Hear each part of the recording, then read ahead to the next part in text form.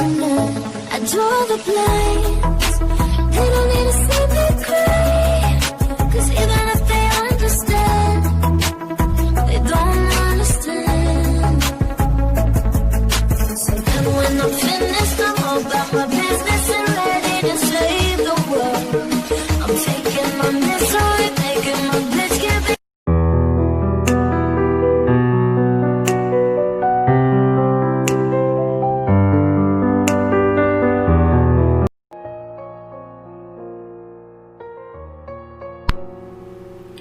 Assalamualaikum warahmatullahi wabarakatuh. Perkenalkan, nama saya Ade Pradipta Harjanto. Saya dari kelompok 1 dari mata kuliah Psikologi Klinis. Di sini saya akan menjelaskan tentang definisi dari kecemasan atau dalam bahasa Inggris artinya adalah anxiety. Nah, kecemasan atau anxiety merupakan emosi yang tidak menyenangkan, misalnya perasaan tidak enak, perasaan kacau, was-was yang ditandai dengan perasaan khawatir, keprihatinan, dan rasa takut yang dirasakan pada taraf atau situasi yang berbeda-beda.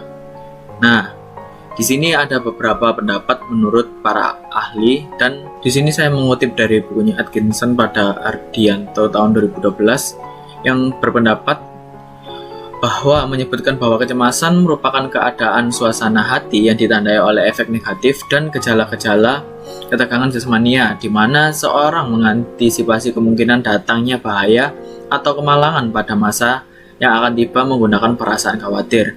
Kecemasan mungkin melibatkan perasaan, perilaku, dan respon-respon fisiologis. Nah, ada juga dari pendapatnya Firmansyah tahun 2007. Di sini menyebutkan bahwa seorang yang mengalami kecemasan cenderung terus-menerus merasa risih akan keadaan yang buruk yang akan menimpa dirinya atau diri orang lain yang dikenalnya. Nah, biasanya seseorang yang mengalami kecemasan cenderung tidak sabar, gampang tersinggung, dan tak jarang pula mengeluh, sulit konsentrasi dan gampang terganggu tidurnya, dan mengalami kesulitan untuk tidur. Nah,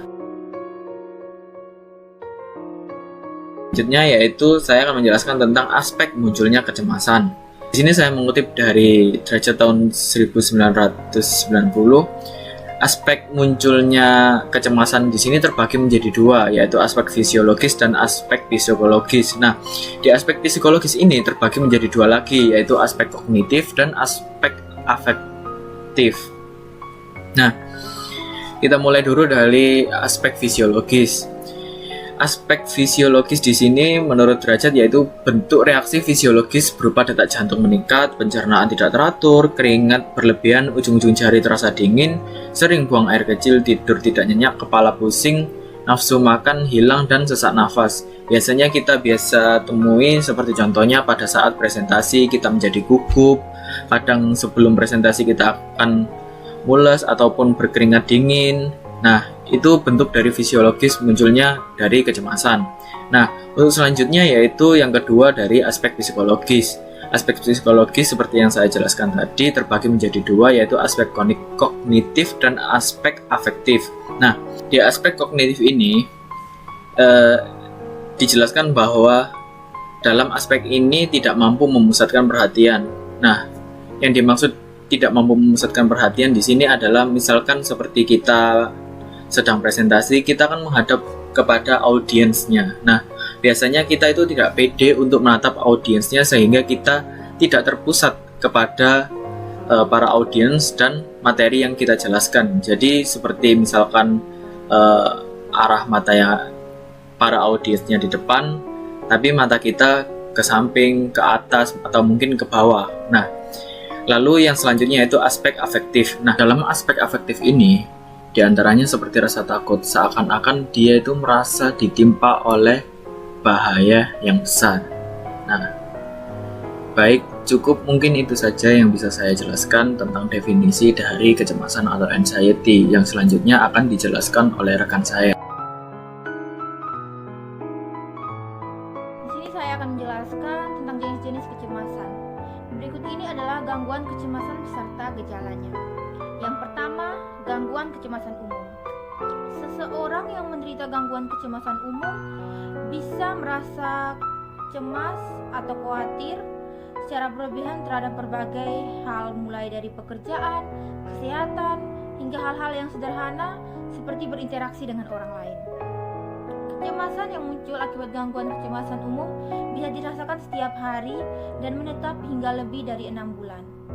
Akibatnya, penderita gangguan kecemasan ini akan menjadi sulit menjalani aktivitas dan pekerjaan sehari-hari. Selain munculnya rasa cemas yang mengganggu, penderita gangguan kecemasan umum juga bisa dapat merasa cepat lelah, tegang, mual, sakit kepala, sulit berkonsentrasi, sesak, dan insomnia. 2. Fobia. Fobia merupakan jenis gangguan kecemasan yang membuat penderita memiliki rasa takut yang berlebihan dan cenderung tidak rasional terhadap suatu benda, binatang, dan situasi tertentu yang tidak menimbulkan rasa takut pada kebanyakan orang. Orang yang memiliki fobia bisa mengalami serangan panik atau rasa takut yang hebat ketika melihat suatu benda yang berada di tempat yang menjadi pemicu fobia, misalnya laba-laba, darah, berada di tengah keramaian, tempat yang gelap, tempat yang tinggi, ataupun ruangan tertutup. Oleh karena itu, penderita fobia biasanya akan melakukan segala upaya menjauhkan dirinya dari hal atau situasi yang ia ikuti. 3. Gangguan kecemasan sosial. Penderita gangguan kecemasan sosial atau dikenal juga fobia sosial memiliki kecemasan atau ketakutan yang luar biasa terhadap lingkungan sosial atau situasi di mana mereka harus berinteraksi dengan orang lain. Penderita fobia ini selalu merasa diawasi dan dinilai oleh orang lain, serta takut atau merasa malu secara berlebihan saat berada di keramaian. Hal-hal tersebut membuat penderita selalu berusaha menghindari situasi yang mengharuskan ia bertemu atau berinteraksi dengan banyak orang. Yang keempat, post traumatic stress disorder atau PTSD. Gangguan stres PTSD dapat muncul pada seseorang yang pernah mengalami kejadian traumatis atau berada di situasi berbahaya yang mengancam nyawa. Contohnya, tinggal di daerah konflik atau perang, terkena bencana alam, atau korban kekerasan. Orang yang menderita PTSD seringkali susah untuk melupakan pengalaman traumatisnya, baik terlintas dalam benak atau saat bermimpi, yang kemudian membuatnya merasa bersalah, terisolasi, dan sulit bersosialisasi dengan orang lain. 5. Gangguan panik. Mungkin Anda pernah merasa panik saat mendapat berita mengejutkan, misalnya ada anggota keluarga atau kerabat dekat yang terkena musibah. Namun hal tersebut normal Anda alami. Berbeda dengan penderitaan gangguan panik yang bisa merasa takut atau panik tanpa alasan yang jelas. Kecemasan dan serangan panik akibat gangguan ini dapat muncul kapan saja dan terjadi secara tiba-tiba atau berulang. Ketika gejala panik muncul, penderita gangguan panik biasanya dapat merasakan sejumlah gejala lain seperti berdebar-debar, berkeringat dingin, pusing sesak napas, serta tubuh gemetar dan terasa lemas. Oleh karena itu, tak sedikit penderita gangguan panik yang menjauhkan diri dari lingkungan sosial karena takut serangan paniknya kambuh di tempat umum. 6. Gangguan obsesif kompulsif atau OCD. Orang yang menderita gangguan OCD memiliki kecenderungan untuk melakukan sesuatu secara berulang-ulang untuk meringankan rasa cemas yang berasal dari pikirannya sendiri. Contoh, mencuci tangan sebanyak 3 kali karena ia berpikir tangannya masih kotor. Gangguan ini sulit dikendalikan, bersifat menetap, dan dapat kambuh kapan saja, sehingga membuat penderitanya terganggu untuk melakukan aktivitas sehari-hari.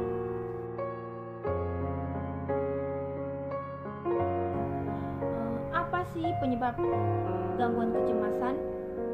Penyebab Penyebab gangguan kecemasan sampai saat ini belum benar-benar diketahui secara pasti. Namun, para ahli meyakini bahwa salah satu penyebab gangguan kecemasan dipicu oleh genetik. Jadi, jika Anda memiliki orang tua atau saudara kandung yang mengalami gangguan kecemasan, Anda berisiko tinggi untuk mengalaminya juga. Kejadian traumatis di masa lalu dan stres jangka panjang juga bisa jadi penyebab mengalami gangguan kecemasan kronis. Bahkan kondisi ini juga bisa disebabkan oleh kondisi medis tertentu. Ya, dalam beberapa kasus, tanda dan gejala kecemasan adalah indikator pertama dari penyakit medis. Jika dokter mencurigai bahwa kecemasan yang Anda alami disebabkan oleh masalah kesehatan tertentu, dokter akan menganjurkan Anda untuk melakukan beberapa pemeriksaan untuk memastikan diagnosis. Beberapa kondisi medis yang dapat dikaitkan dengan gangguan kecemasan termasuk yang pertama, penyakit jantung, yang kedua diabetes, yang ketiga masalah tiroid seperti hipertiroidisme, 4 gangguan pernapasan seperti penyakit paru obstruktif kronik atau PPOK dan asma, 5 penyalahgunaan narkoba, 6 kecanduan alkohol, 7 nyeri kronis atau sindrom iritasi usus, 8 tumor langka yang dapat memicu produk hormon adrenalin atau hormon tertentu lainnya.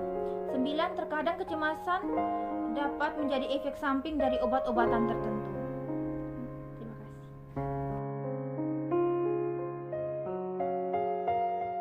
Baik, di sini saya akan menjelaskan tentang ciri-ciri anxiety. Ada 6 ciri-ciri anxiety yang saya sebutkan. Yang pertama adalah rasa takut yang berlebih dan nggak masuk akal. Nah, ketika seseorang merasa takut secara berlebihan akan suatu hal seperti ketinggian, takut pada ruang sempit, dan sebagainya, itu disebut pada fobia. Biasanya, ketika seseorang merasa takut yang berlebihan, mereka akan kesulitan dalam menggunakan kemampuannya secara normal. Misalnya kamu takut banget sama jarum suntik dan aktivitas suntik lainnya. Padahal setiap orang kan pasti akan mengalami kegiatan yang berhubungan dengan jarum suntik, misalnya seperti imunisasi, vaksin, cek darah, dan sebagainya. Lalu yang kedua adalah merasa gelisah yang berlebihan. Rasa gelisah berlebih merupakan suatu gejala anxiety disorder yang sangat umum dirasakan. Nah, biasanya mereka yang mengalami anxiety disorder ini akan merasa gelisah ketika menghadapi suatu momen. Padahal jika kejadian yang sama terjadi pada seorang yang nggak memiliki anxiety disorder, orang tersebut akan merasa gelisah, namun nggak merasa terbebani gitu. Nah, terus gimana sih cara kita tahu kalau kita itu merasa gelisah berlebihan? Well, gelisah berlebihan itu biasa terjadi pada mereka yang mengidap anxiety disorder. Bisa terjadi selama setiap hari dalam kurun 6 bulan. Lalu yang ketiga ada sering merasa bersalah.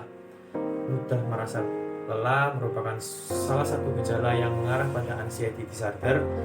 Biasanya itu seseorang yang merasa lelah itu dikarenakan oleh rasa cemas atau khawatir yang berlebihan. Untuk beberapa orang, rasa kelelahan ini bisa terjadi setelah mereka merasakan serangan kecemasan, ketegangan otot, disebabkan terlalu cemas dan sebagainya. Namun, yang perlu kalian ketahui bahwa sering dan mudah merasa lelah itu nggak bisa menjadi tolak ukur yang pasti untuk mengetahui apakah seseorang itu memiliki anxiety disorder ataupun enggak. Biasanya sering atau mudah merasa lelah itu bisa dipicu oleh aktivitas yang terlalu padat. Lalu yang keempat ada susah konsentrasi. Nah, ketika mereka yang mengidap anxiety disorder ingin mengerjakan suatu hal, namun karena suatu hal mereka menjadi lebih mudah terpicu untuk merasa khawatir dan gelisah berlebih, merasa takut dan sebagainya.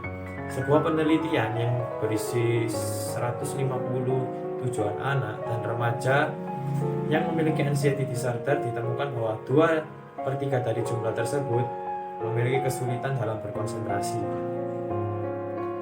Lalu yang kelima ada gampang marah. Nah, mereka yang memiliki anxiety disorder akan memiliki kecenderungan yaitu gampang marah. Menurut sebuah studi yang melibatkan 6.000 orang dewasa, lebih dari 90% orang yang memiliki anxiety disorder ini memiliki kecenderungan yaitu mudah marah ketika mereka merasa sangat cemas. Bahkan pada periode umur-umur tertentu ada juga loh yang merasa mudah marah lebih dari 2 kali dalam kehidupan sehari-harinya. Jika mengingat bahwa kecemasan sering kali dikaitkan dengan kekhawatiran yang berlebihan, jadi gak heran jika memiliki sifat yang gampang marah merupakan salah satu gejala dari anxiety disorder itu sendiri. Lalu yang keenam ada gangguan tidur. Nah, gangguan tidur itu juga merupakan salah satu gejala yang sering dikaitkan dengan anxiety disorder. Gangguan tidur di sini bisa berupa ketika seseorang kesulitan untuk tidur atau malah merasa selalu ingin tidur.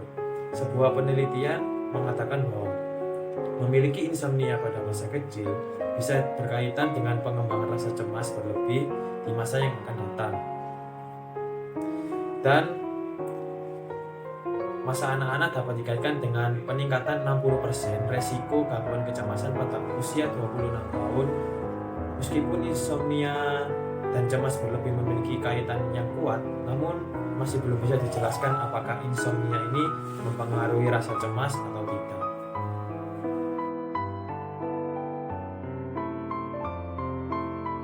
Baik, di sini saya akan menjelaskan tentang tingkat anxiety. Menurut studi 2007 ada 4 tingkat kecemasan yang dialami individu. Yang pertama ada kecemasan ringan, kecemasan sedang, kecemasan berat, dan kecemasan panik.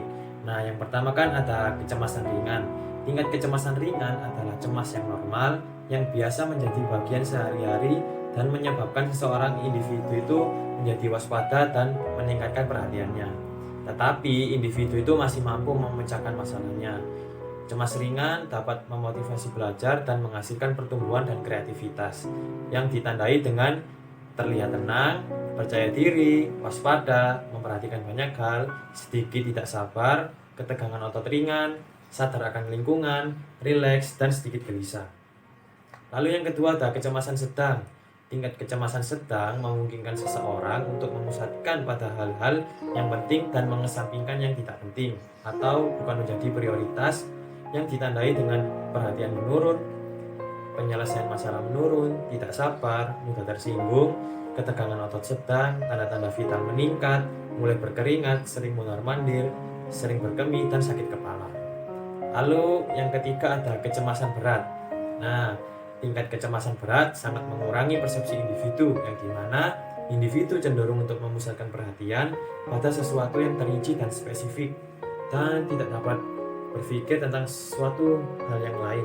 Semua perilaku yang ditunjukkan untuk mengurangi ketegangan individu memerlukan banyak arahan untuk dapat memusatkan pada suatu area lain, ditandai dengan sulit berpikir, penyelesaian masalah buruk, takut bingung, menarik diri, sangat cemas, kontak mata buruk, berkeringat banyak, bicara cepat, rahang menegang, menggertakkan gigi, dan mondar-mandir, lalu gemetar.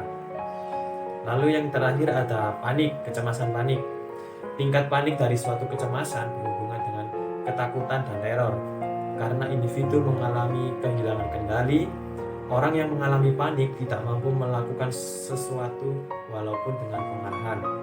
Panik melibatkan disorganisasi kepribadian. Dengan panik terjadi peningkatan aktivitas motorik, menurunnya kemampuan yang untuk berhubungan dengan orang lain, persepsi yang menyimpang, dan kehilangan pemikiran yang tidak dapat rasional.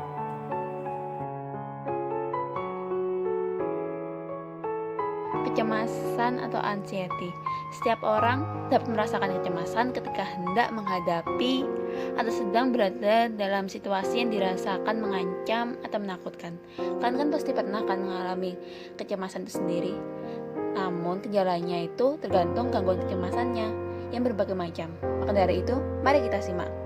Gejala gangguan kecemasan umum atau GAD itu ada mudah merasa lelah, khawatir, dan ketegangan yang berlebihan bisa sampai berbulan-bulan lamanya, Lalu ada gelisah dan merasa tegang, terus ada kecemasan yang tidak masuk akal, terus ada sakit kepala, terus ada berkeringat, ada gemetaran, ada menjadi mudah merasa kaget, terus kesulitan dalam berkonsentrasi, terus ada mudah untuk tersinggung, terus ada kesulitan untuk mengendalikan perasaan khawatirnya, terus ada kram otot, dan yang terakhir mengalami gangguan tidur atau kesulitan dalam hal tidurnya. Selanjutnya ada gejala gangguan panik. Itu ada merasa gelisah terus-menerus tanpa alasan yang jelas. Terus ada jantungnya itu merasa berdebar-debar dan detak jantung itu meningkat. Lalu ada nafas yang tersengal-sengal atau memburu-buru. Terus ada berkeringat dan gemetar. Terus ada tangan dan kakinya itu merasa kram atau bahkan mati rasa. Terus ada kesulitan dalam mengendalikan rasa ketakutan atau kecemasannya. Kemudian ada ototnya itu tegang, terus merasa pusing, mual, vertigo, rasa takut atas kematian, atau perubahan kondisi mentalnya juga. Jadi dia itu merasa bahwa seluruhnya tidak nyata atau depersonalisasi. Selanjutnya ada gejala-gejala fobia sosial. Itu seperti gugup berlebihan ketika berinteraksi dengan orang lain atau interaksi sosial. Lalu ada mengalami kecemasan yang intens selama beberapa hari, minggu, bahkan berbulan-bulan lamanya.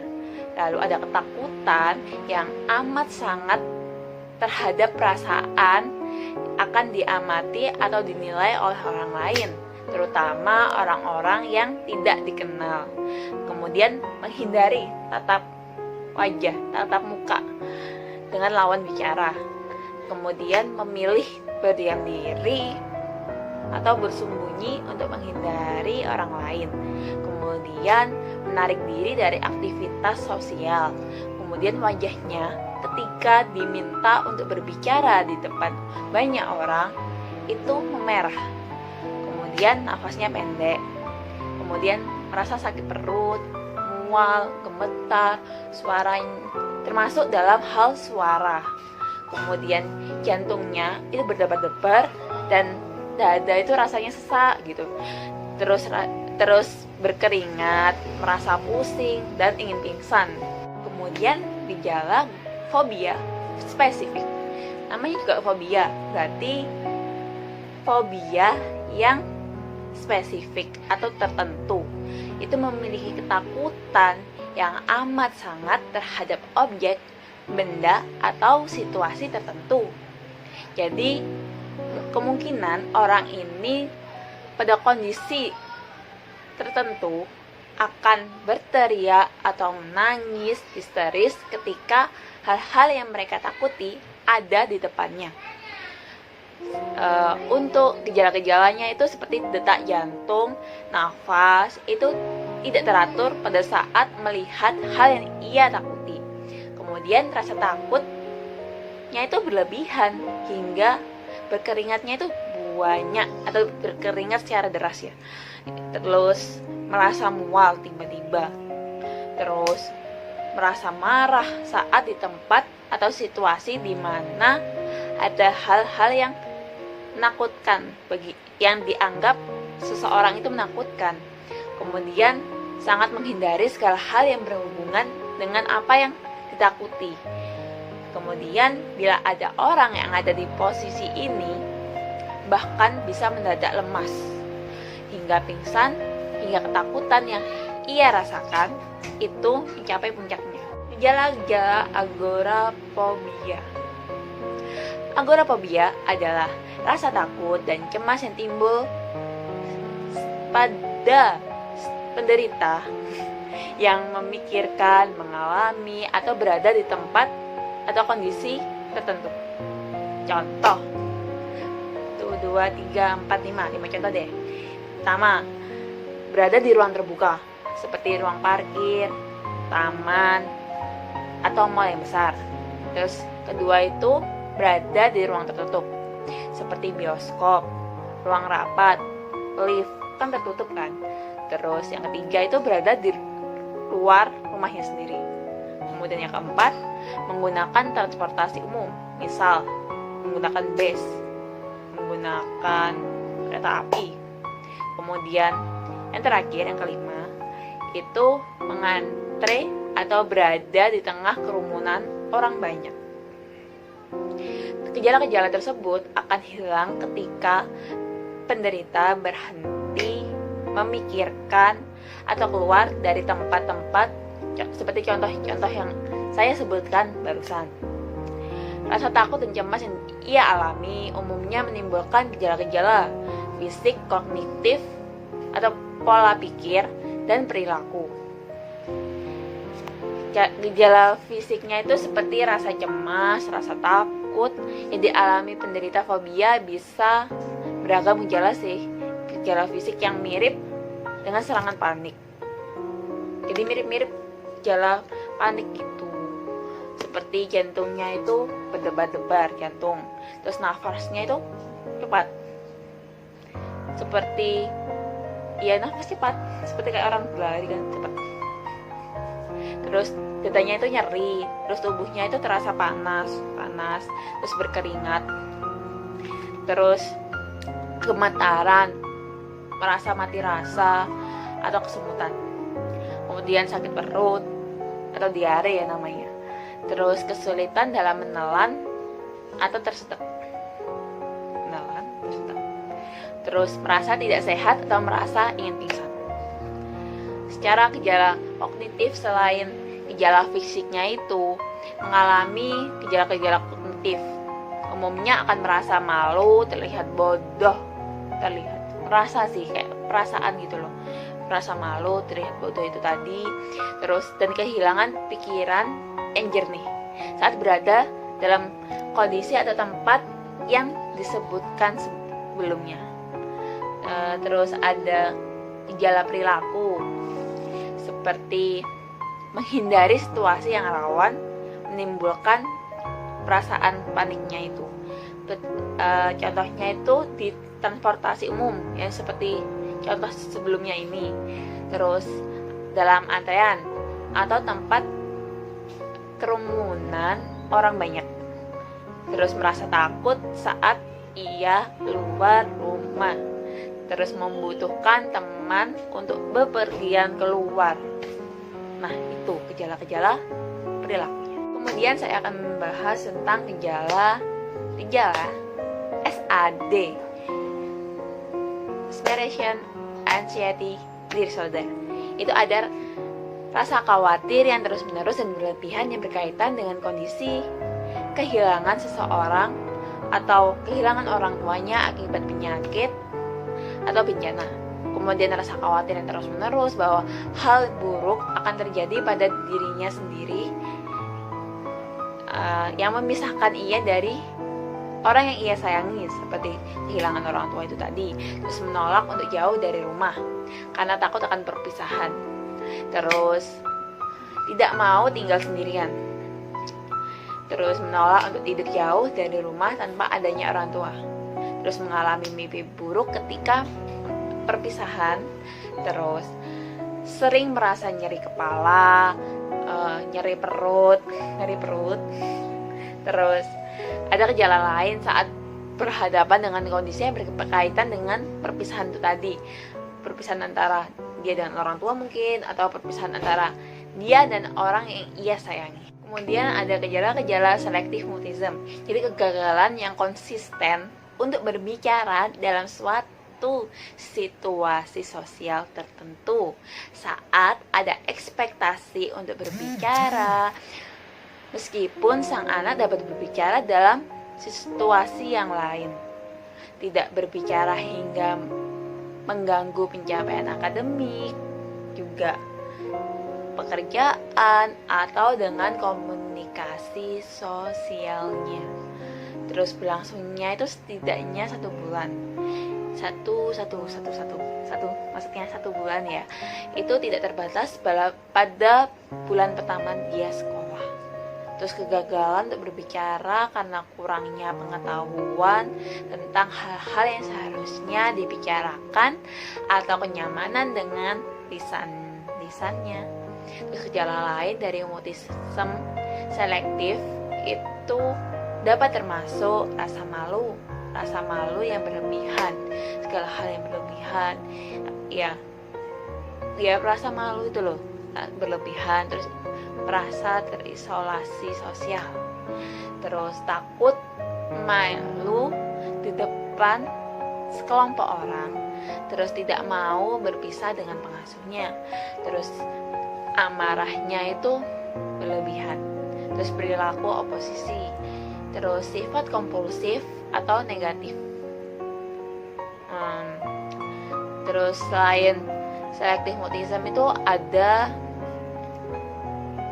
kecemasan yang lain, itu substance of medication induced anxiety disorder dan anxiety disorder due to another medical condition. Untuk mengetahui gejala-gejalanya atau gejala-gejala yang tidak saya sebutkan, itu bisa berkonsultasi dengan dokter, karena bila Anda memiliki kekhawatiran atau sebuah gejala tertentu, seharusnya menghubungi orang yang benar-benar mengerti akan gejala-gejala yang Anda hadapi. Begitu. Untuk mendiagnosis gangguan kecemasan, pada umumnya itu sangat sulit dikenali. Mengapa? Karena gejala-gejala gangguannya itu serupa dengan gangguan obsesif kompulsif atau gangguan kecemasan yang lainnya. Akan tetapi biasanya gangguan-gangguan psikologis tersebut terjadi pada umumnya itu berbeda-beda ya. Untuk mendiagnosis gangguan tersebut, biasanya dokter atau psikiatri itu melakukan beberapa hal. Misalnya, menyuruh orang atau klien melakukan pemeriksaan fisiknya untuk mencari kemungkinan efek samping dari obat-obatan atau kondisi medis yang lainnya. Yang kedua itu merekomendasikan tes laboratorium, misalnya seperti tes darah, tes urin, tes hormon, maupun X-ray. Yang ketiga, menanyakan secara detail riwayat penyakit yang pernah diderita oleh klien yang sedang dia hadapi. Kemudian menggunakan kuesioner psikologis, dan yang terakhir menggunakan kriteria dari DSM-5.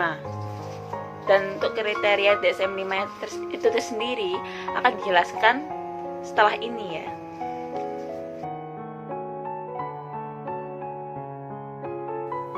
Berikutnya saya akan menjelaskan kriteria anxiety disorder menurut DSM-5. Pertama ada separation anxiety disorder 309.21 F9.0. Kriteria diagnostiknya: A.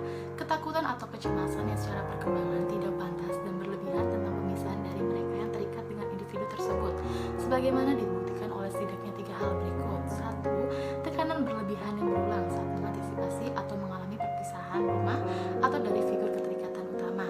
2. Kekhawatiran yang terus-menerus dan berlebihan tentang kehilangan figur keterikatan utama. 3. Kekhawatiran yang terus-menerus dan berlebihan tentang mengalami peristiwa yang tidak diinginkan. 4. Keengganan atau penolakan terus-menerus untuk pergi keluar, jauh dari rumah, ke sekolah, ke tempat kerja, atau tempat lain karena takut berpisah. Yang kelima, ketakutan atau keengganan yang terus-menerus dan berlebihan tentang sendirian atau tanpa jurusan gambar lampiran di rumah atau di bawah orang lain. 6. Keengganan atau penolakan terus-menerus untuk tidur jauh dari rumah atau tidur tanpa berada di dekat sosok keterikatan utama. 7. Mimpi buruk berulang yang melibatkan tema perpisahan. 8. Keluhan gejala fisik yang berulang ketika terjadi atau diantisipasi adanya keterpisahan dari figur perlekatan utama.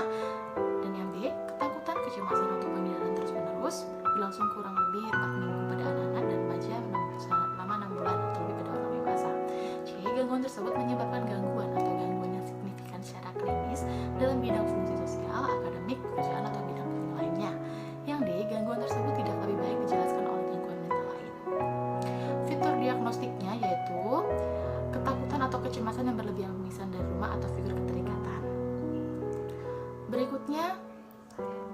Gangguan harus berlangsung selama minimal 4 minggu pada anak-anak dan remaja lebih muda dari 18 tahun, biasanya 6 bulan atau lebih pada orang dewasa. Fitur terkait yang mendukung diagnosis.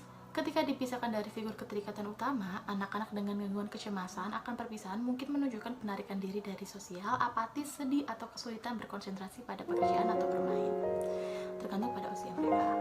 Berikutnya ada prevalensi. Prevalensi 12 bulan gangguan kecemasan akan perpisahan di antara orang dewasa di Amerika Serikat adalah 0,9 hingga 1,9%. Pada anak-anak 6 hingga 12 bulan sekitar 4%. Pada remaja, prevalensi 12 bulan adalah 1,6%. Berikutnya ada selective multism 312,23 pas F94,0. Kriteria diagnostik: A. Kegagalan yang konsisten untuk berbicara dalam situasi sosial tertentu di mana ada harapan untuk berbicara meskipun berbicara dalam situasi lain. B. Gangguan tersebut mengganggu pencapaian pendidikan atau pekerjaan atau sosial komunikasi. C. Durasi gangguan minimal 1 bulan. D. Kegagalan berbicara tidak disebabkan oleh kurangnya pengetahuan atau kenyamanan dengan bahasa lisan diperlukan dalam situasi sosial. Dan yang E. Gangguan ini tidak lebih baik dijelaskan oleh gangguan komunikasi dan tidak terjadi secara eksklusif selama autisme, gangguan spektrum, skizofrenia, atau gangguan psikotik lainnya. Berikutnya ada fitur diagnostik. Saat bertemu individu lain dalam interaksi sosial, anak-anak dengan selective multism tidak memulai ucapan atau menanggapi secara timbal balik ketika diajak bicara oleh orang lain.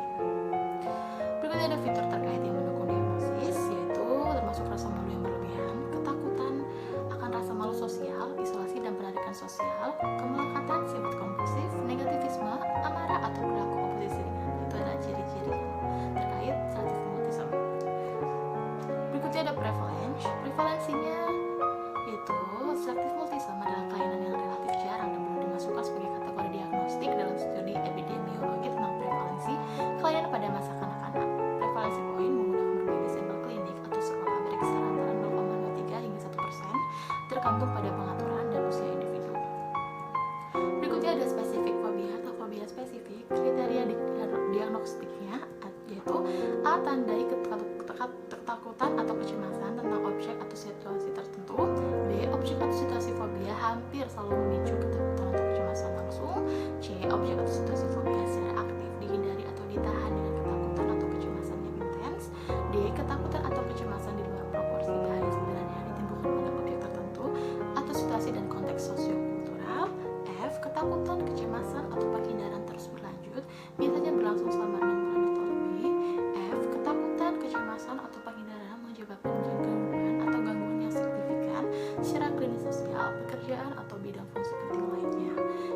G. Gangguan tersebut tidak lebih baik dijelaskan oleh gangguan jiwa lain.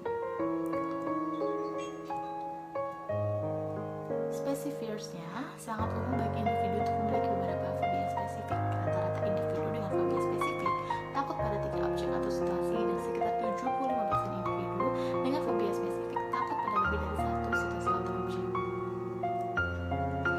Beberapa fobia spesifik diagnosisnya masing-masing dengan kode diagnostiknya sendiri yang mencerminkan stimulus fobia perlu dilakukan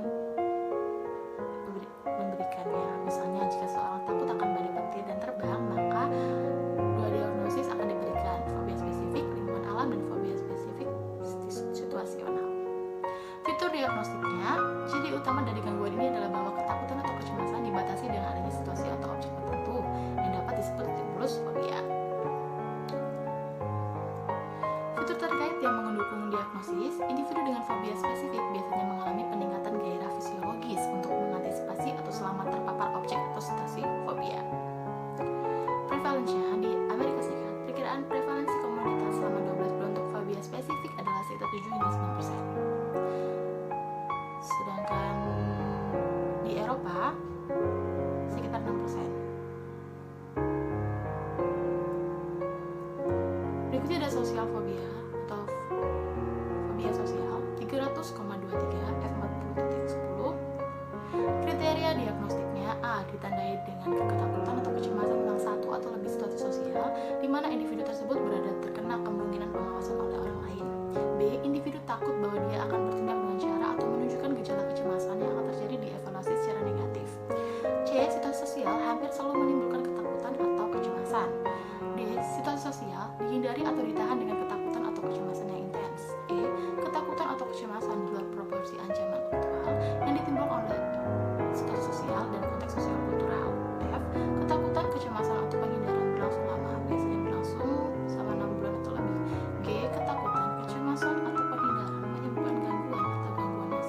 lingkungan, secara klinis sosial, pekerjaan, atau bidang fungsi penting lainnya.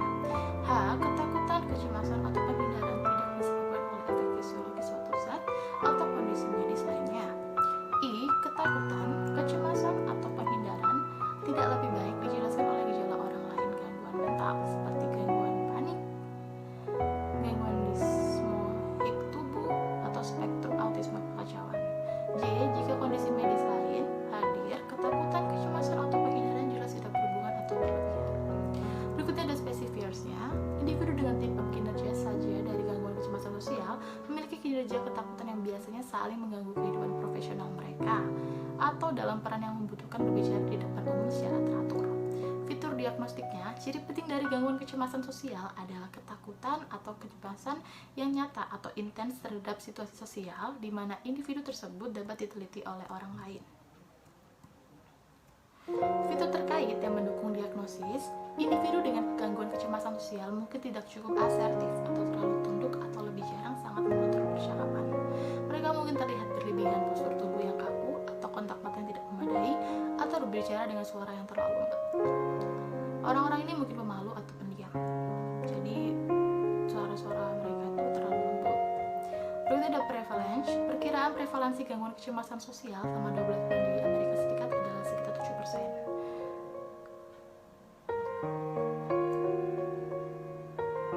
Tingkat prevalensi 12 bulan pada anak-anak dan remaja sebanding pada orang dewasa. Berikutnya ada panic disorder 300,01 F41,0. Kriteria diagnostiknya: A. Serangan panik tak terduga yang berulang. 1. Palpitasi jantung berdebar kencang atau detak jantung dipercepat. 2. Berkeringat. 3. Gemetar atau bergetar. Sensasi sesak napas atau tercekik, perasaan tersedak, nyeri dada atau ketidaknyamanan. 7. Mual atau gangguan perut. 8. Merasa pusing, goyah pusing atau pingsan, menggigil atau sensasi panas. Parestesia, mati rasa. Derealization, perasaan tidak nyata atau depersonalisasi, terlepas dari diri sendiri. 12. Takut kehilangan kendali atau menjadi gila. Dan 13. Takut mati. B. Setidaknya satu serangan telah diikuti oleh 1 bulan atau lebih dari satu atau keduanya pengikut. 1. Kekhawatiran atau kekhawatiran terus menerus tentang serangan panik tambahan. 2. Perubahan perilaku maladaptif yang signifikan terkait dengan serangan. C. Gangguan tersebut tidak disebabkan oleh efek fisiologis suatu zat atau kondisi medis lain. D. Gangguan tidak lebih dijelaskan oleh gangguan mental lain. Fitur diagnostiknya, panic disorder mengacu pada serangan panik tak terduga yang berulang. Serangan panik adalah lonjakan rasa takut yang intens atau ketidaknyamanan. Serangan panik adalah lonjakan rasa takut yang intens atau ketidaknyamanan hebat yang mencapai puncaknya dalam beberapa menit, dan selama waktu itu 4 atau lebih dari 13 gejala fisik dan kognitif muncul. Berikutnya ada fitur terkait yang mendukung diagnosis. Salah satu jenis serangan panik yang tidak terduga adalah serangan panik nokturnal. IAS menyatakan jenis serangan panik ini diperkirakan terjadi setidaknya 1 kali secara kasar. 1/4 sampai 1/3 individu dengan gangguan panik, diantaranya mayoritas juga mengalami serangan panik di siang hari. Prevalensinya dalam populasi umum, perkiraan prevalensi 12 bulan untuk gangguan panik di seluruh AS dan beberapa negara Eropa sekitar 2 hingga 3% pada orang dewasa dan remaja. Ada panic attack berikutnya. Gejala ditampilkan untuk tujuan mengidentifikasi panic attack, namun serangan panik bukanlah gangguan mental dan tidak dapat diberi kode. Lonjakan mendadak bisa terjadi dari keadaan tenang atau keadaan cemas. 1. Palpitasi jantung berdebar kencang atau detak jantung dipercepat. 2. Berkeringat. 3. Gemetar. 4. Sensasi sesak napas atau tercekik. 5. Perasaan tersedak. 6. Nyeri dada atau ketidaknyamanan. 7. Mual atau gangguan perut. 8. Merasa pusing, goyah atau pingsan. 9. Sensasi panas. 10. Parestesia, mati rasa. 11. Derealization atau depersonalisasi. 12. Takut kehilangan kendali. Dan 13. Takut mati. Berikutnya ada fitur. Ciri penting dari serangan panik adalah gelombang rasa takut yang intens atau ketidaknyamanan yang intens yang mencapai puncaknya dalam beberapa menit, dan selama itu 4 atau lebih dari 13 gejala fisik dan kognitif terjadi. Fitur terkait, salah satu jenis serangan panik yang tidak terduga adalah serangan panik nokturnal yang berbeda dengan panik setelah bangun dari tidur. Prevalensinya, pada populasi umum, perkiraan prevalensi 12 bulan untuk serangan panik di AS adalah 11,2% pada orang dewasa.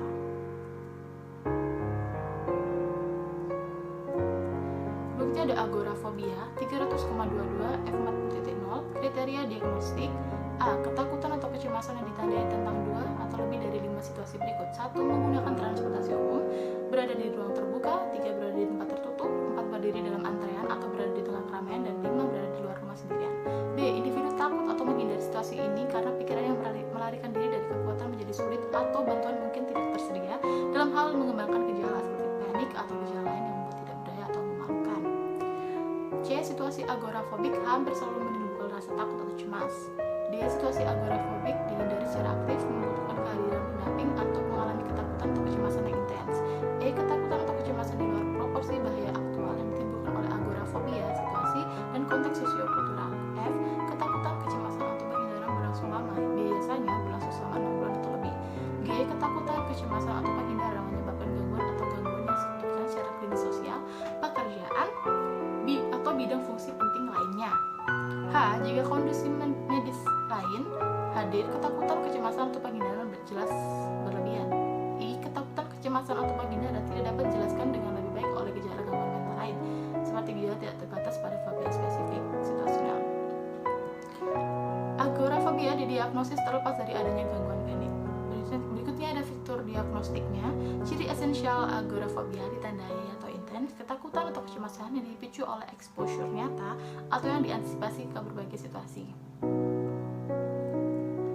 Jumlah ketakutan yang dialami dapat bervariasi dengan kedekatannya dengan situasi yang ditakuti dan dapat terjadi untuk mengantisipasi atau di hadapan situasi agorafobia yang sebenarnya. Fitur terkait yang mendukung diagnosis, dalam bentuk yang paling parah, agorafobia dapat menyebabkan individu yang benar tinggal di rumah, dia dapat meninggalkan rumah dan bergantung pada orang lain untuk layanan atau bantuan untuk menyediakan bahkan untuk kebutuhan dasar. Prevalensinya setiap tahun sekitar 1,7% remaja dan dewasa didiagnosis agorafobia. Wanita 2 kali lebih mungkin mengalami agorafobia dibandingkan pria. Agorafobia juga dapat terjadi di masa kanak-kanak, tapi insiden memuncak pada akhir masa remaja dan masa awal dewasa. Berikutnya ada Generalized Anxiety Disorder 300,02 F41,1. Kriteria diagnostiknya: A. Kecemasan dan kekhawatiran yang berlebihan terjadi lebih dari tidak minimal 6 bulan tentang sejumlah acara atau kegiatan.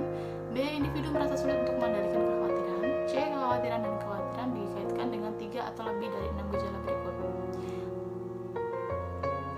Dengan catatan, hanya satu item yang dibutuhkan untuk anak-anak. 1. Gelisah atau perasaan tertekan atau gelisah, mudah lelah, kesulitan berkonsentrasi atau pikiran menjadi kosong, iritabilitas, ketegangan otot, dan gangguan tidur. B. Kecemasan, kekhawatiran atau gejala fisik menyebabkan gangguan atau gangguan yang signifikan secara klinis dalam bidang fungsi sosial, pekerjaan, atau fungsi penting lainnya. E. Gangguan tersebut tidak disebabkan oleh efek fisiologis suatu zat atau kondisi medis lain. F. Gangguan tidak lebih dijelaskan oleh gangguan mental lain. Fitur diagnostik. Ciri penting dari gangguan kecemasan umum atau Generalized Anxiety Disorder adalah kecemasan dan kekhawatiran yang berlebihan tentang sejumlah kejadian atau aktivitas.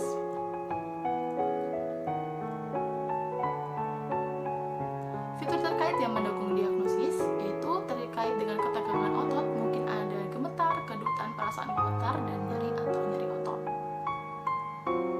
Bisa juga dengan gejala somatik, misalnya berkeringat, mual, diare, atau gejala hyperarousal, misal denyut jantung dipercepat, sesak napas, dan pusing. Prevalensi 12 bulan dari gangguan kecemasan umum adalah 0,9% di antara remaja dan 2,9% di antara orang dewasa di komunitas umum Amerika Serikat. Berikutnya ada gangguan kecemasan diinduksi zat atau obat. Kriteria diagnostiknya: A. Serangan panik atau kecemasan dominan dalam gambaran klinis. B. Ada bukti dari anamnesis, pemeriksaan fisik, atau temuan laboratorium keduanya. 1. Gejala dalam kriteria A berkembang bersama atau segera setelah keracunan zat atau penarikan atau setelah paparan obat. 2. Zat atau obat yang terlibat mampu menghasilkan gejala dalam kriteria A. C. Gangguan tersebut tidak lebih baik dijelaskan oleh gangguan kecemasan yang bukan substansi atau diinduksi obat. Gejala-gejalanya mendahului permulaan penggunaan zat atau obat. Gejalanya bertahan untuk jangka waktu yang cukup lama, misal sekitar 1 bulan. Atau ada bukti lain yang menunjukkan adanya gangguan kecemasan yang disebabkan oleh non-zat atau obat-obatan, seperti riwayat episode berulang yang tidak berhubungan dengan zat atau obat. D. Gangguan tidak terjadi secara eksklusif selama selama delirium. Gangguan tersebut menyebabkan gangguan atau gangguan yang signifikan secara klinis dalam bidang fungsi sosial, pekerjaan, atau fungsi penting lainnya. Dengan catatan, diagnosis ini harus dibuat daripada diagnosis keracunan zat atau penarikan zat hanya jika gejala dalam kriteria A mendominasi klinis gambar dan mereka cukup parah untuk menjamin perhatian klinis. Fitur diagnostiknya, gambaran penting dari gangguan kecemasan yang diinduksi zat atau obat sangat menonjol gejala panik atau kecemasan yang dinilai karena efek suatu zat, misalnya penyalahgunaan obat, pengobatan, atau paparan racun. Fitur terkait yang mendukung diagnosis, kepanikan atau kecemasan dapat terjadi sehubungan dengan keracunan dengan kelas zat berikut: alkohol, kafein, ganja, halusinogen lain, stimulan, dan zat lain. Prevalensi gangguan kecemasan akibat zat atau obat tidak jelas. Umum data populasi menunjukkan bahwa ini mungkin jarang dengan prevalensi sekitar 12 bulan 0,002%. Gangguan berikutnya, ada gangguan kecemasan akibat kondisi medis lain 293.84 F06.4. Kriteria diagnostik: A. Serangan panik atau kecemasan dominan dalam gambaran klinis. B. Terdapat bukti dari anamnesis, pemeriksaan fisik, atau temuan laboratorium bahwa gangguan tersebut merupakan konsekuensi patofisiologis langsung dari kondisi medis lain. C. Gangguan ini tidak lebih baik dijelaskan oleh gangguan jiwa lain. D. Gangguan tidak terjadi secara eksklusif selama delirium. Gangguan tersebut menyebabkan gangguan atau gangguan yang signifikan secara klinis dalam bidang fungsi sosial, pekerjaan, atau fungsi penting lainnya. Dengan catatan pengodean, cantumkan nama kondisi medis lain dalam nama gangguan mental. Fitur diagnostiknya, ciri penting dari gangguan kecemasan akibat kondisi medis lain adalah kecemasan yang signifikan secara klinis yang dinilai paling baik dijelaskan sebagai efek fisiologis dari kondisi medis lain. Berikutnya ada fitur terkait yang mendukung diagnosis. Jumlah kondisi medis diketahui menyertakan kecemasan sebagai manifestasi gejala. Contohnya termasuk penyakit endokrin, gangguan kardiovaskular, penyakit pernafasan, gangguan metabolisme, dan penyakit neurologis. Berikutnya ada prevalensi gangguan kecemasan akibat kondisi medis lain masih belum jelas. Tampaknya ada peningkatan prevalensi gangguan kecemasan di antara berbagai individu kondisi medis, termasuk asma, hipertensi, bisul, dan artritis. Berikutnya ada gangguan kecemasan khusus lainnya 300.09 F41.8. Kriteria diagnostiknya, dengan catatan ya, kategori ini berlaku untuk presentasi di mana gejala karakteristik gangguan kecemasan yang menyebabkan teganan atau gangguan yang signifikan secara klinis dalam bidang fungsi sosial, pekerjaan, atau penting lainnya mendominasi tetapi tidak memenuhi kriteria lengkap untuk salah satu gangguan dalam kelas diagnostik gangguan kecemasan. Termasuk yang berikut ini: 1. Serangan gejala terbatas. 2. Kecemasan umum tidak terjadi lebih daripada tidak. 3. Serangan angin.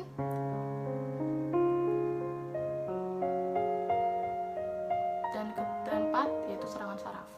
Berikutnya ada gangguan kecemasan tidak ditentukan 300.00 F41.9. Berlaku untuk presentasi di mana gejala karakteristik gangguan kecemasan yang menyebabkan tekanan atau gangguan yang signifikan secara klinis dalam bidang fungsi sosial, pekerjaan, atau penting lainnya mendominasi tetapi tidak memenuhi kriteria lengkap untuk salah satu gangguan dalam kelas diagnostik gangguan kecemasan. Kategori gangguan kecemasan yang tidak ditentukan oleh digunakan dalam situasi di mana dokter memilih untuk tidak menentukan alasannya. Kriteria tidak terpenuhi untuk gangguan kecemasan tertentu dan termasuk presentasi di dalamnya tidak ada informasi yang cukup untuk membuat diagnosis yang lebih spesifik, misal di ruang gawat darurat.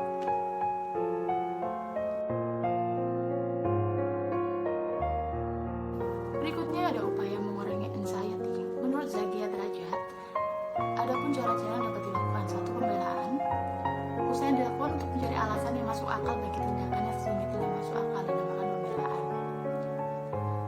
Tidak dimaksudkan untuk membujuk atau membohongi orang lain, tapi membujuk dirinya sendiri supaya tindakannya tidak bisa diterima itu masih tetap dalam batas yang diingini oleh dirinya. 2. Adalah proyeksi. Proyeksi adalah menimbangkan sesuatu yang terasa dalam dirinya kepada orang lain, seperti tindakan, pikiran, atau dorongan tidak masuk akal sehingga dapat terima dan kelihatannya masuk akal. 3. Identifikasi. Identifikasi adalah kebalikan dari proyeksi, di mana orang turut merasakan sebagian dari tindakan atau sukses yang dicapai oleh orang lain. 4. Hilang hubungan atau diasosiasi. Seharusnya perbuatan, pikiran, dan perasaan orang berhubungan satu sama lain. Apabila orang merasa bahwa ada seseorang yang dengan sengaja menyinggung perasaannya, maka ia akan marah dan menghadapinya dengan bahasa yang sama. ini, perasaan, pikiran, dan tindakannya adalah saling berhubungan dengan harmonis. Akan tetapi, keharmonisan mungkin hilang akibat pengalaman yang pahit yang dilalui saat masih kecil. 5 adalah represi. Represi adalah tekanan untuk melupakan hal-hal dan keinginan yang tidak disetujui oleh hati nuraninya. Semacam usaha memelihara diri supaya jangan terasa dorongan-dorongan yang tidak sesuai dengan hatinya. 6. Substitusi atau cara pembelaan diri yang paling baik di antara cara yang tidak disadari dalam menghadapi kesukaran. Penanganan anxiety menggunakan terapi CBT. Anxiety dapat ditangani dengan terapi Cognitive Behavioral Therapy atau CBT. CBT membantu untuk lebih mengerti tentang bagaimana pikiran manusia berfungsi karena hal ini berdasar pada neuroscience, penelitian, dan psikologi sains. CBT adalah pengobatan yang efektif untuk anxiety disorder dan biasanya mengarahkan kita untuk menurunkan kecemasan. Sebuah penelitian telah menunjukkan bahwa terapi ini setara dengan pengobatan dengan obat-obatan dan lebih efektif dalam 6 bulan setelah pemeriksaan berkala, menurut Borsa 2017. Berikutnya saya akan menjelaskan tentang program yang dapat dilakukan. Menurut Milton Berger pada tahun 2004, relaksasi otot progresif adalah teknik untuk mengurangi kecemasan dengan cara menegangkan dan merilekskan otot secara bergantian. Teknik ini dapat dikembangkan oleh Edmund Jacobson pada awal tahun 1920-an. Jacobson berpendapat bahwa karena kecemasan menyertai ketegangan otot sehingga dapat mengurangi kecemasan dengan belajar bagaimana untuk mengendurkan otot-otot yang tegang.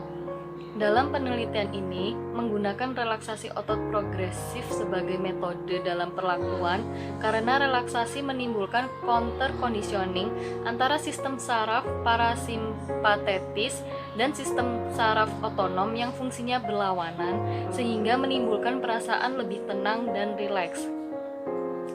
Menurut Wolf, dalam Subandi 2002, efek otonomis yang menyertai relaksasi dilawankan dengan ciri-ciri kecemasan. Secara fisiologis, melalui denyut nadi dan tekanan darah dapat berkurang dengan relaksasi otot. Selain itu, daya tahan kulit meningkat dan pernafasan menjadi lebih pelan dan teratur selama relaksasi. Teknik relaksasi otot progresif dibuktikan mampu membantu mengatasi gangguan kecemasan. Seperti penelitian yang dilakukan oleh Wahyuni pada tahun 2006 menunjukkan bahwa relaksasi otot dinyatakan mampu menurunkan tingkat kecemasan pada lansia. Selain itu, penelitian yang dilakukan oleh Yildirim pada tahun 2006 yang menyatakan bahwa teknik relaksasi otot mampu menurunkan tingkat kecemasan dan meningkatkan kualitas hidup pasien. Kemudian penelitian yang dilakukan oleh Chung pada tahun 2003 yang menyatakan bahwa relaksasi otot progresif mampu secara signifikan menurunkan kecemasan dan kualitas hidup pasien kanker. Penelitian yang dilakukan oleh Chen pada tahun 2009 yang menyatakan bahwa relaksasi otot progresif mampu menurunkan tingkat kecemasan pada penderita skizofrenia akut.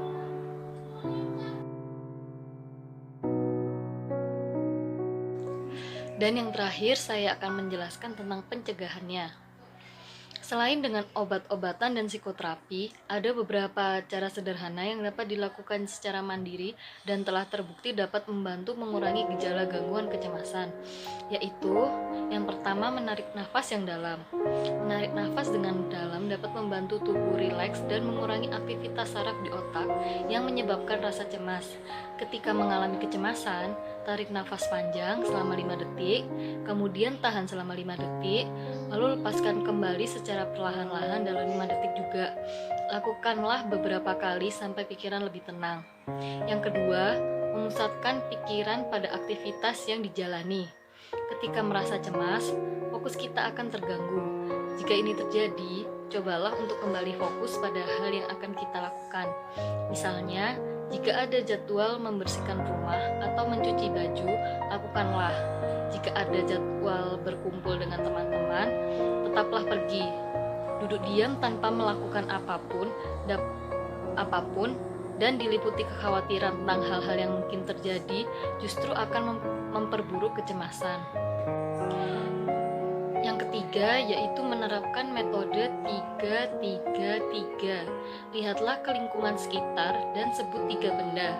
Kemudian sebutkan 3 suara yang mungkin sedang terdengar saat itu. Lanjutkan dengan menyebut 3 bagian tubuh seperti jari, lengan, dan pergelangan kaki sambil menggerak-gerakannya dengan santai. Teknik ini dapat membantu menghentikan atau mengalihkan pikiran negatif yang membuat kita gelisah. Lalu yang keempat, menghindari kafein dan alkohol. Alkohol dapat memberikan efek rileks dalam jangka pendek, namun jika dikonsumsi terlalu sering atau berlebihan, alkohol justru dapat membuat gangguan cemas menjadi lebih berat. Konsumsi kafein, baik dalam bentuk kopi, coklat, maupun teh, juga dapat memicu dan memperburuk gejala kecemasan. Beberapa studi menunjukkan bahwa konsumsi kopi dan teh dapat membuat seseorang merasa lebih gelisah dan sulit berkonsentrasi. Terlebih jika dikonsumsi dalam jumlah berlebihan, yaitu lebih dari 2 gelas per hari. Lalu yang kelima, yaitu bercerita kepada orang yang dipercaya. Curhat atau menceritakan apa yang sedang kita rasakan dan alami kepada orang yang kita percaya bisa meringankan kecemasan kita. Orang tersebut bisa saja psikiater, teman dekat, atau anggota keluarga yang memahami kondisi kita. Sebagai alternatif, cobalah mencari support group yang beranggotakan orang-orang dengan keluhan yang serupa, sehingga bisa saling berbagi pengalaman dan tips tentang bagaimana cara mengatasi gangguan kecemasan. Yang keenam, menyediakan waktu untuk diri sendiri. Sediakan waktu untuk berjalan santai, melakukan meditasi, mendapatkan pijatan, atau berendam di air hangat. Bila perlu, matikan telepon genggam kita selama beberapa saat agar kita tidak terganggu. Terkadang kecemasan dapat disebabkan oleh meningkatnya hormon stres. Cara-cara relaksasi tersebut bisa membuat kita merasa lebih tenang, sehingga rasa cemas pun bisa reda. Dan yang terakhir, yang ketujuh, yaitu makan teratur dan minum cukup air. Ketika sibuk atau merasa cemas, seseorang dapat melupakan jadwal makannya. Padahal, kadar gula darah yang rendah karena terlambat makan dapat menyebabkan seseorang lebih mudah emosi dan cemas. Kurangan cairan atau dehidrasi juga dapat membuat jantung berdetak lebih cepat dan memperburuk rasa cemas.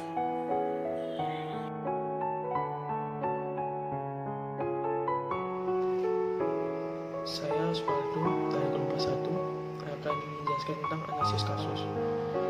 Deskripsi kasus pasien cemas panik aneksi. Yudit ibu rumah tangga, mempunyai 2 anak.